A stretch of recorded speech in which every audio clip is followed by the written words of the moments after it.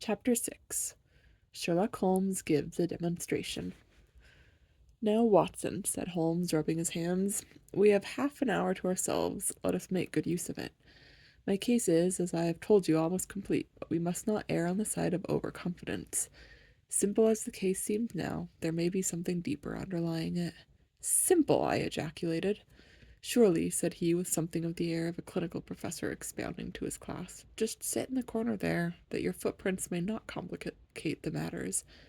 Now to work. In the first place, how did these folk come and how did they go? The door has not been opened since last night. How of the window?" He carried the lamp across to it, muttering his observations aloud the while, but addressing them to himself rather than to me. "Window is snibbed on the inner side, framework is solid, no hinges at the side.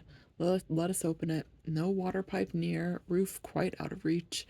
Yet a man has mounted by the window. It rained a little last night. Here's the print of a foot in mould upon the sill. Here's a circular muddy mark, and here again upon the floor, and here again by the table. See here, Watson, this is really a very pretty demonstration." I looked at the round, well-defined muddy discs. "That is not a footmark," said I. "It's something much more valuable to us. It's the impression of a wooden stump.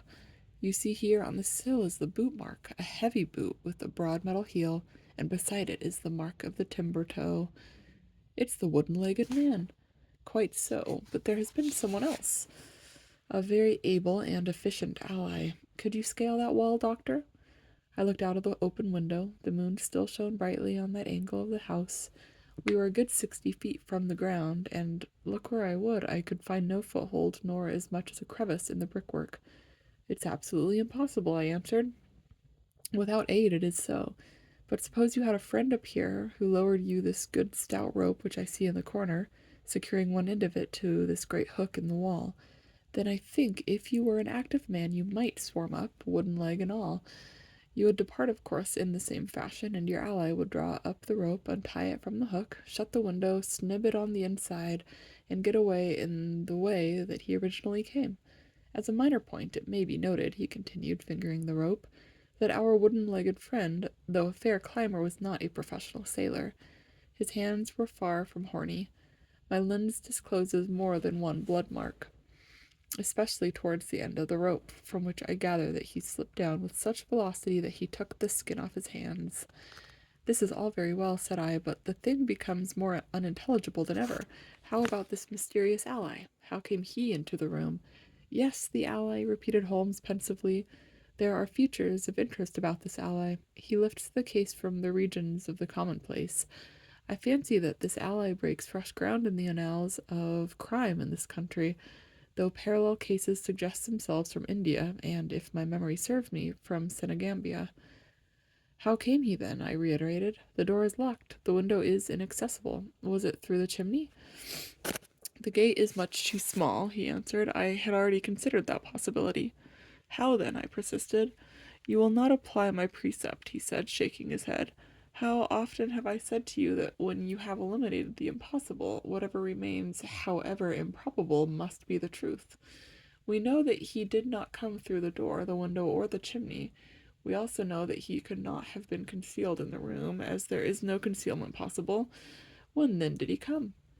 "He came through the hole in the roof," I cried. "Of course he did. He must have done so. If you will have the kindness to hold the lamp for me, we shall now extend our researches to the room above, the secret room in which the treasure was found." He mounted the steps, and, seizing a rafter with either hand, he swung himself up into the garret. Then, lying on his face, he reached down for the lamp and held it while I followed him. The chamber in which we found ourselves was about 10 feet one way and 6 the other. The floor was formed by the rafters, with thin lath and plaster between, so that in walking one had to step from beam to beam. The roof ran up to an apex and was evidently the inner shell of the true roof of the house. There was no furniture of any sort, and the accumulated dust of years lay thick upon the floor. "Here you are, you see," said Sherlock Holmes, putting his hand against the sloping wall. "This is a trapdoor which leads out onto the roof. I can press it back, and here is the roof itself, sloping at a gentle angle. This, then, is the way by which number one entered. Let us see if we can find some other traces of his individuality." He held down the lamp to the floor, and as he did so, I saw for the second time that night a startled, surprised look come over his face. For myself, as I followed his gaze, my skin was cold under my clothes.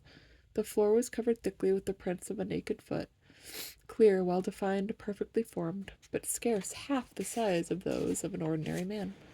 Holmes, I said in a whisper, a child has done this horrid thing. He had recovered his self possession in an instant. I was staggered for the moment, he said, but the thing is quite natural.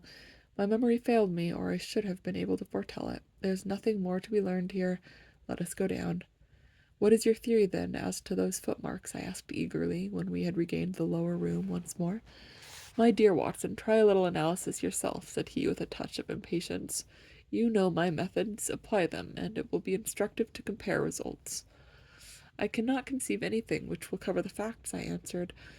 It will be clear enough to you soon, he said, in an offhand way. I think that there is nothing else of importance here, but I will look.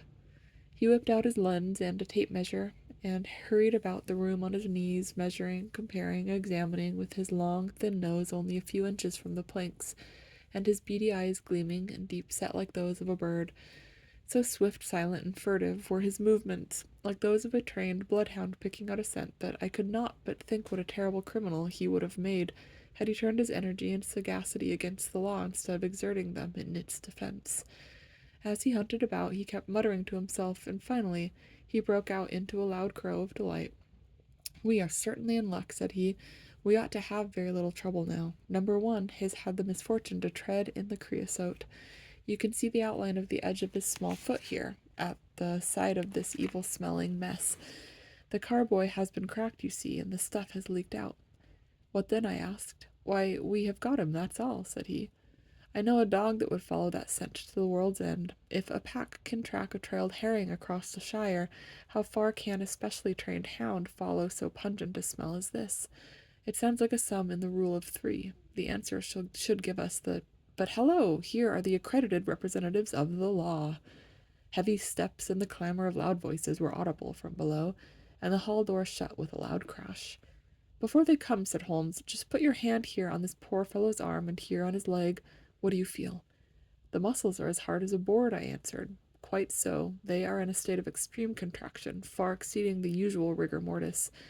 Coupled with this distortion of the face, this Hippocratic smile, or rhesus sardonicus, as the old writers called it, what conclusion would it suggest to your mind?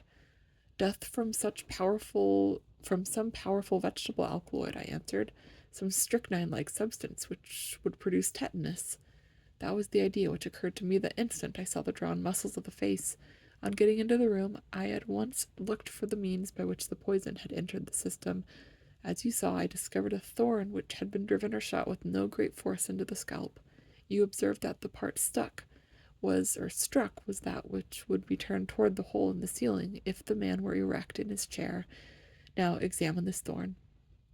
I took it up gingerly and held it in the light of the lantern. It was long, sharp, and black, with a glazed look near the point, as though some gummy substance had dried upon it. The blunt end had been trimmed and rounded off with a knife. Is that an English thorn? He asked. No, it certainly is not. With all these data, you should be able to draw some just inference. But here are the regulars, so the auxiliary forces may beat a retreat. As he spoke, the steps which had been coming nearer sounded loudly on the passage, and a very stout, portly man in a grey suit strode heavily into the room. He was red-faced, burly, and plethoric, with a pair of very small twinkling eyes which looked cleanly out from between swollen and puffy pouches. He was closely followed by an inspector in uniform, and by the still palpitating Thaddeus Salto. I'm going to have to pause there.